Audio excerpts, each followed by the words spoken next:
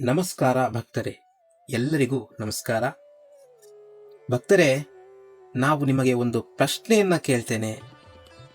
ಇಂದು ಇಲ್ಲಿ ಈ ವಿಡಿಯೋವನ್ನ ನೋಡುತ್ತಿರುವಂತಹ ಎಲ್ಲ ಜನರಿಗೆ ಒಂದು ಹಣದ ಸಮಸ್ಯೆ ಇದೆ, ಸಾಲದ ಕಷ್ಟ ಇದೆ, ವ್ಯವಹಾರದಲ್ಲಿ ನಷ್ಟವಾಗಿದೆ, ಜೀವನದಲ್ಲಿ ದಾರಿ ಕಾಣ್ತಿಲ್ಲ.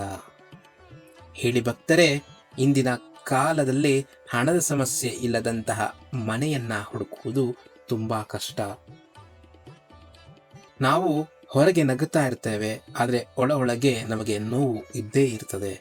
ಯಾಕಂದ್ರೆ ಬ್ಯಾಂಕ್ ಸಾಲ, ಫೈನಾನ್ಸ್ ಸಾಲ, ಸ್ನೇಹಿತರ ಸಾಲ, ಕೆಲವರಿಗೆ EMI ದಿನ ಬಂದ್ರೆ ಹೃದಯದ ಬಡಿತ ಹೆಚ್ಚಾಗುತ್ತೆ. ಫೋನ್ ರಿಂಗ್ ಆದ್ರೆ ಭಯ ಆಗುತ್ತೆ, ಇಂದು ಬ್ಯಾಂಕಿನಿಂದ ಫೋನ್ ಬರ್ಬೋದು. ಇದು ಇಂದಿನ ಕಾಲದ ಸತ್ಯ. ಆದರೆ ಭಕ್ತರೇ, ಇದನ್ನು ಕೇಳಿದ ಮೇಲೆ ನಾನು ನಿಮಗೆ ಒಂದು ಪ್ರಶ್ನೆಯನ್ನ ಕೇಳ್ತೇನೆ. ಈ ಸಮಸ್ಯೆಗಳಿಗೆ ಪರಿಹಾರವೇ ಇಲ್ಲವೇ? ಇದೇ ಭಕ್ತರೇ, ಅದು ಹಣದಲ್ಲೆಲ್ಲ, ಅದು ದೈವಿಕ ಕೃಪೆಯಿಂದ ಇದ್ದೇ ಇದೆ. ಮಂತ್ರಾಲಯದ ಮಹಾಯತಿಗಳು ಶ್ರೀ ರಾಘವೇಂದ್ರ ಸ್ವಾಮಿಗಳು ಅವರು ಕೇವಲ ಸನ್ಯಾಸಿಗಳೆಲ್ಲ, ಕೇವಲ ಮಾಧ್ವ ಸಂತರಲ್ಲ. ಅವರು ಭಕ್ತರ ಅಳಿಕೆಯನ್ನ ಕೇಳುವಂತಹ, ಭಕ್ತರ ಕಷ್ಟಗಳನ್ನ ತೆಗೆದುಕೊಳ್ಳುವ, ಭಕ್ತರನ್ನ ರಕ್ಷಿಸುವ ಜೀವಂತ ದೈವ. ರಾಯರ ಬಗ್ಗೆ ಒಂದು ಪ್ರಸಿದ್ಧವಾದಂತಹ ಮಾತು ಕೂಡ ಇದೆ.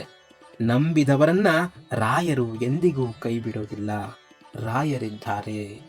ಇದು ಕೇವಲ ಮಾತಲ್ಲ, ಲಕ್ಷಾಂತರ ಜನರ ಅನುಭವ. ಹೀಗೆ ಒಬ್ಬ ವ್ಯಕ್ತಿ, ಅವನ ಜೀವನ ಸಂಪೂರ್ಣವಾಗಿ ಕುಸಿದಿತ್ತು. ವ್ಯಾಪಾರ ನಷ್ಟ, ಬ್ಯಾಂಕ್ ಸಾಲ, ಮನೆಯಲ್ಲಿಯೂ ಜಗಳ. ಒಂದು ದಿನ ಅವನು ಹೇಳಿದ, ನನ್ನ ಜೀವನ ಮುಗಿದೇ ಹೋಯಿತು. ಈ ಸಮಯದಲ್ಲಿ ಒಬ್ಬ ಹಿರಿಯರು ಬಂದು ಆತನಿಗೆ ಹೇಳ್ತಾರೆ, ಒಮ್ಮೆ ರಾಯರನ್ನ ನಂಬು. ಅವನು ಮಂತ್ರಾಲಯಕ್ಕೆ ಹೋಗ್ತಾನೆ, ರಾಯರ ಬೃಂದಾವನ ಮುಂದೆ ಕೂತ್ಕೊಂತಾನೆ, ಕಣ್ಣೀರನ್ನ ಹಾಕ್ತಾನೆ. ಆ ಕಣ್ಣೀರನ್ನ ಹಾಕ್ತಾ ಅವನೊಂದು ಮಾತನ್ನ ಕೇಳ್ತಾನೆ, ರಾಯರೇ, ನನ್ನ ಬಳಿ ಯಾರೂ ಇಲ್ಲ, ನನ್ನನ್ನ ನೀವು ಮಾತ್ರ ರಕ್ಷಿಸಬೇಕು. ಅವನು ಒಂದು ಸಂಕಲ್ಪವನ್ನ ಕೂಡ ಮಾಡ್ತಾನೆ. ಪ್ರತಿದಿನ 108 ಬಾರಿ ಓಂ ಶ್ರೀ ರಾಘವೇಂದ್ರಾಯ ನಮಃ ಎನ್ನುತ್ತ ಜಪ ಮಾಡ್ತೇನೆ ಅಂತೇಳಿ ಆ ಸಂಕಲ್ಪವನ್ನ ಮಾಡ್ತಾನೆ. ಭಕ್ತರೇ, ಅದು ಅದ್ಭುತವಾಗಿ ನಿಧಾನವಾಗಿ ಶುರುವಾಗುತ್ತೆ. ಕೆಲವು ತಿಂಗಳಲ್ಲಿ 1 ತಿಂಗಳಾಯ್ತು, 2 ತಿಂಗಳಾಯ್ತು, 3 ತಿಂಗಳಾಯ್ತು, ಕೊನೆಗೆ 6 ತಿಂಗಳಾಯ್ತು. 6 ತಿಂಗಳ ನಂತರ ಒಂದು ನಿಧಾನವಾಗಿ ಅವನ ಒಂದು ಜೀವನದಲ್ಲಿ ಹೊಸ ವ್ಯಾಪಾರದ ಅವಕಾಶ ಸಿಕ್ತು, ಸಾಲ ಕಡಿಮೆ ಆಯಿತು, ಮನೆಯಲ್ಲಿ ಶಾಂತಿ ದೊರೆತು. ಅವನು ಹೇಳ್ತಾನೆ, ನನ್ನ ಜೀವನವನ್ನ ರಾಯರು ಉಳಿಸಿಬಿಟ್ರು. ಇದೆಲ್ಲ ಹೇಗ್ ಸಾಧ್ಯ? ಆ ಒಂದು ಜಪದ ಶಕ್ತಿಯಿಂದ. ಮತ್ತೊಮ್ಮೆ ಹೇಳ್ತೀನಿ, ಕೇಳಿ. ಈ ಸಾಧ್ಯವಾಗಿದ್ದು ಆ ಜಪದ ಶಕ್ತಿಯಿಂದ. ಭಕ್ತರೇ, ನಾನೊಂದು ವಿಷಯ ಮರೆತಿದ್ದೇವೆ. ನಾಮಸ್ಮರಣೆಂತ ಶಕ್ತಿ.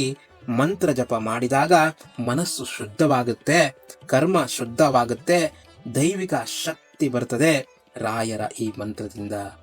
ಓಂ ಶ್ರೀ ರಾಘವೇಂದ್ರಾಯ ನಮಃ. ಇದು ಕೇವಲ ಪದಗಳಲ್ಲ, ಇದು ದೈವಿಕ ಶಕ್ತಿ. ಶ್ರೀ ರಾಘವೇಂದ್ರ ಜಪಾಲಯ ಸಂಕಲ್ಪ ಇದೇ ಹೇಳ್ತಾ ಇದೆ. ಇದನ್ನೇ ನಾವು ಒತ್ತಿ ಒತ್ತಿ ಹೇಳ್ತಾ ಇರೋದು. ಇದೇ ಸಂಕಲ್ಪವನ್ನ ಕೂಡ ನಾವು ತಗೊಂತಾ ಇರೋದು. ಇನ್ನು ಯಾರ್ಯಾರು ಸಂಕಲ್ಪ ಮಾಡಿಲ್ಲ, ಶ್ರೀ ರಾಘವೇಂದ್ರ ಜಪಾಲಯ ಸಂಕಲ್ಪ ಅನ್ನೋದ ಮರಿಲೇಬೇಡಿ. ಪದೇ ಪದೇ ನಮ್ಮನ್ನ ಕೇಳಿ, ಶ್ರೀ ರಾಘವೇಂದ್ರ ಜಪಾಲಯ ಸಂಕಲ್ಪ ಹೇಗ್ ಮಾಡೋದು ಅಂತೇಳಿ. ಈ ಕಾರಣಕ್ಕಾಗಿ ಒಂದು ಮಹತ್ಕರವಾದಂತಹ ಕಾರ್ಯವನ್ನ ಆರಂಭವಾಗಿದೆ, ಶ್ರೀ ರಾಘವೇಂದ್ರ ಜಪಾಲಯದ ದೇವಸ್ಥಾನ ನಿರ್ಮಾಣ. ಇಲ್ಲಿ 108 ಕೋಟಿ ಶ್ರೀ ರಾಘವೇಂದ್ರಾಯ ನಮಃ ಮಹಾಯಜ್ಞವನ್ನ ಮಾಡಬೇಕಂತ ಸಂಕಲ್ಪ ಆಗಿದೆ. ಭಕ್ತರೇ, ಇದು ಸಾಮಾನ್ಯ ಕಾರ್ಯವಂತೂ ಅಲ್ಲವೇ ಅಲ್ಲ.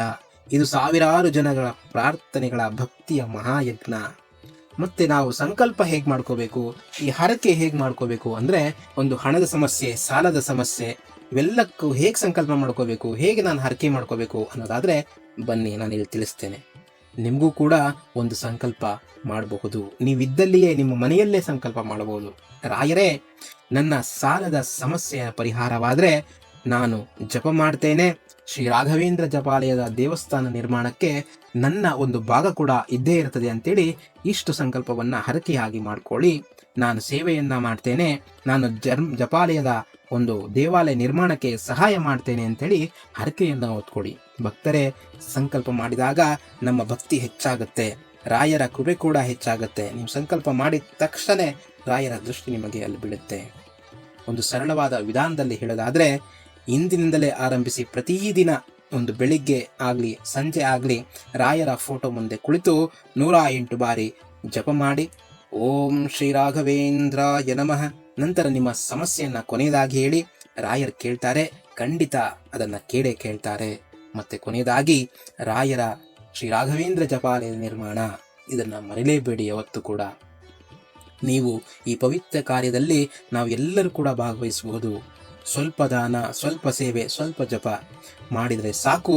ಈ ಜಪಾಲಯ ಭವಿಷ್ಯದಲ್ಲಿ ಜಪ ಮಾಡುವಂತಹ ಕೇಂದ್ರ, ಧ್ಯಾನ ಮಾಡುವಂತಹ ಸ್ಥಳ, ಆಧ್ಯಾತ್ಮಿಕ ಶಕ್ತಿ ಕೇಂದ್ರ ಆಗಲಿದೆ.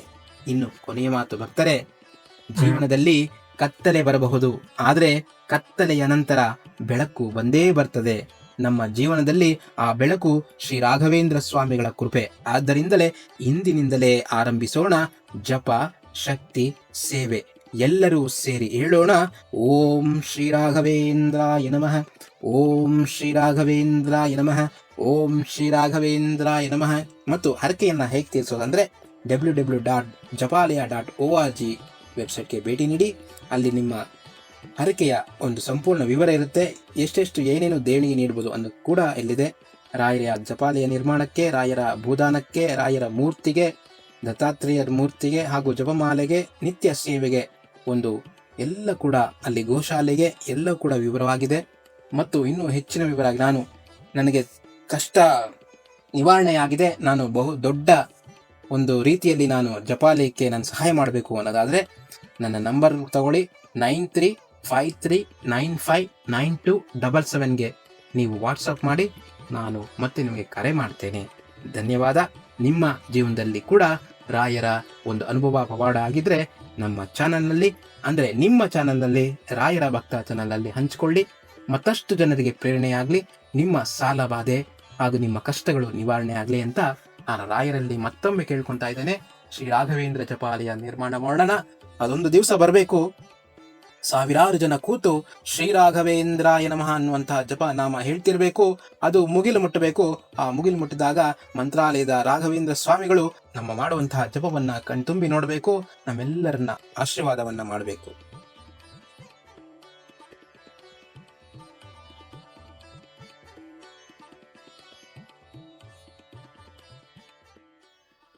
ಶ್ರೀ ರಾಘವೇಂದ್ರ ಸ್ವಾಮಿ ಮಠದ ದರ್ಶನ ಸಂಕಲ್ಪದಲ್ಲಿ ಶ್ರೀ ರಾಘವೇಂದ್ರ ಸ್ವಾಮಿಗಳ ದೈವಿಕ ಬೋಧನೆಗಳ ಮೂಲಕ ಈ ಆಧ್ಯಾತ್ಮಿಕ ಪ್ರಯಾಣದಲ್ಲಿ ನಮ್ಮೊಂದಿಗೆ ಸೇರಿದ್ದಕ್ಕಾಗಿ ಧನ್ಯವಾದಗಳು. ಈ ಭಾವಪೂರ್ಣ ಅನುಭವವನ್ನು ನೀವು ಆನಂದಿಸಿದ್ದೆ. ಶ್ರೀ ರಾಘವೇಂದ್ರ ಸ್ವಾಮಿಗಳ ಬೋಧನೆಗಳು ಮತ್ತು ಪವಾಡಗಳಿಗೆ ಮೀಸಲಾದ ಹೆಚ್ಚಿನ ಪುಷ್ಟೀಕರಿಸುವ ವಿಷಯಕ್ಕಾಗಿ ರಾಯರ ಭಕ್ತ ಚಾನೆಲ್ಗೆ ಚಂದಾದಾರರಾಗಲು ಮರೆಯಬೇಡಿ. ಅಧಿಸೂಚನೆಗಳನ್ನು ಸ್ವೀಕರಿಸಲು ಬೆಲ್ ಐಕಾನ್ ಅನ್ನು ಒತ್ತಿರಿ ಮತ್ತು ಭಕ್ತಿಯ ಸಾಗರದಲ್ಲಿ ಮುಳುಗುವ ಅವಕಾಶವನ್ನು ಎಂದಿಗೂ ಕಳೆದುಕೊಳ್ಳಬೇಡಿ. ಆಧ್ಯಾತ್ಮಿಕ ಕಂಪನಗಳನ್ನು ಹರಿಯುವಂತೆ ಮಾಡಲು ಸಾಮಾಜಿಕ ಮಾಧ್ಯಮದಲ್ಲಿ ನಮ್ಮೊಂದಿಗೆ ಸಂಪರ್ಕದಲ್ಲಿರಿ. ರಾಯರ ಭಕ್ತ Facebook, Instagram, Twitter, Threads, YouTube, Telegram channel, WhatsApp channel. ನಮ್ಮ ಆಧ್ಯಾತ್ಮಿಕ ಕುಟುಂಬದ ಭಾಗವಾಗಿದ್ದಕ್ಕಾಗಿ ಧನ್ಯವಾದಗಳು. ಮುಂದಿನ ವಿಡಿಯೋದಲ್ಲಿ ಮತ್ತೆ ಭೇಟಿಯಾಗುವವರೆಗೂ ಶ್ರೀ ರಾಘವೇಂದ್ರ ಸ್ವಾಮಿಗಳ ಆಶೀರ್ವಾದ ಸದಾ ನಿಮ್ಮ ಮೇಲಿರಲಿ. ಓಂ ಶ್ರೀ ರಾಘವೇಂದ್ರಾಯ ನಮಃ.